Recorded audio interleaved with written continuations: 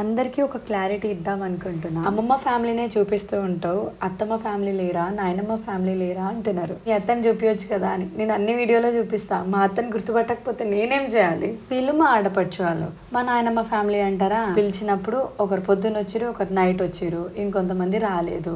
అమ్మమ్మ ఫ్యామిలీ ఎందుకు చూపించిన అంటే అమ్మమ్మకు పుట్టిన 6 పిల్లలు ఒకేసారి ఇంటికి వచ్చారు కాబట్టి అందరికి ఒకేసారి వీడియో తీసిన. ఆ పెద్ద ఆడపడుచు మార్నింగ్ వస్తే చిన్న ఆడపడుచు నైట్ వచ్చింది. ఇంకా అక్కడ మొత్తం ఫ్యామిలీ ఎట్లా వీడియో తీస్తాం చెప్పండి. సర్లేండి, నేను క్లియర్గా చెప్పాను కాబట్టి మీకు అర్థం కాక ఏదేదో కామెంట్స్ పెడుతూ ఉంటారు.